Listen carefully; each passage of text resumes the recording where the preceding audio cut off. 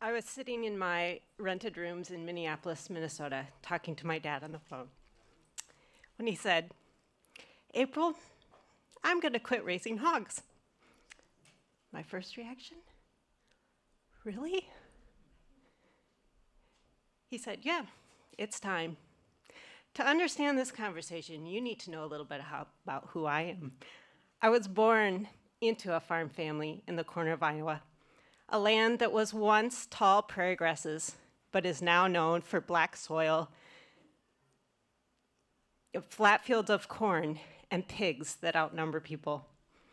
When my grandfather established the farm, pigs were raised in small, confined spaces. My grandpa, he didn't like that, so he moved ours out into the field where they could roam around, eat grass, and be fully pigs. This created our pasture pigs and the operation that we have today, and it is the foundation of our farm. When my dad took over the farm, he took pasture pigs one step further and found a way to raise them in brutal winter weather. He built barns that took the pig's waste and composted it in deep piles of straw. This worked with nature and is a fabulous way of raising pigs in the wintertime. So instead of liquid waste like other farms, ours has huge piles of compost all over everywhere. He also joined Niman Ranch, which is also a sponsor for tonight. And he also joined a handful of neighbors that were raising crops organically.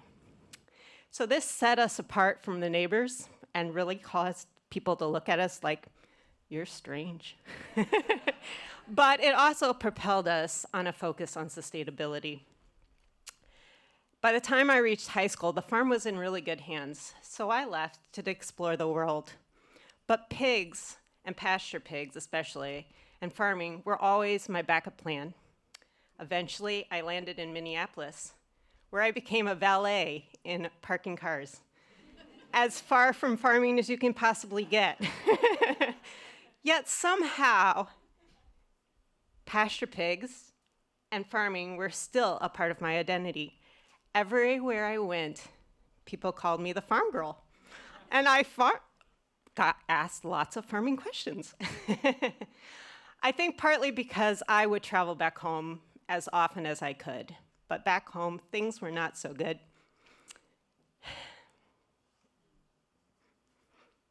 The pasture pig operation took a downward spiral.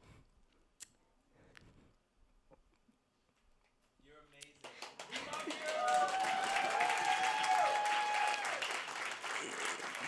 Diseases became rampant and the pig operation shrank. My dad struggled to survive. Everything he was doing just wasn't enough. And that's when he called me. He said, "April, I'm going to quit raising hogs." I was shocked. Pigs were our foundation. It was what the farm was established on. I couldn't imagine a world without our pasture pigs. How could he quit?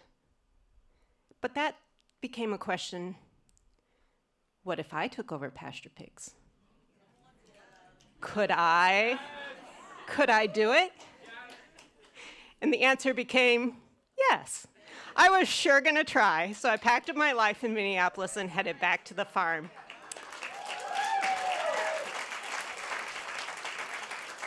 But taking over a dying hog operation is no easy task. Within the second month, 3 weeks before my first group of mamas was ready to have their babies, I walked into the barn one day and found that the first mama had miscarried. And she wasn't the only one, the second and the third. These mamas I had fed every day. I had watched their bellies grow. I had eagerly anticipated the paycheck that was the baby chicks to come, the baby piglets that were to come.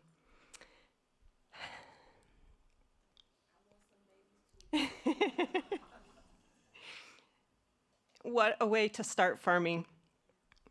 But thankfully, with my family surrounding me and partners like Niman Ranch, I stuck with it. I began researching, and I learned a lot about pig diseases. And I observed my pigs, and I cared for them. And I talked to everybody and anybody. I took nearly all their suggestions. There were a few I did not.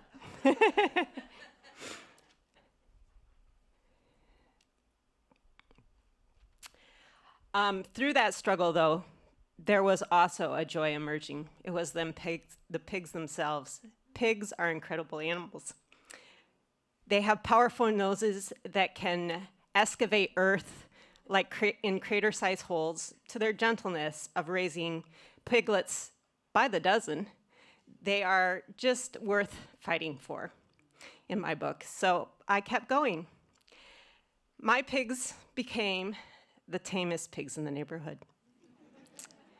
My pigs are so tame that one day I was bent over in the pig pen working on a project, and a pig came and stole my cell phone right out of my back pocket. I turned around to see a pig happily munching on my phone. At first, I was extremely mad. And then I started laughing because at that instant, I knew I loved pasture pigs.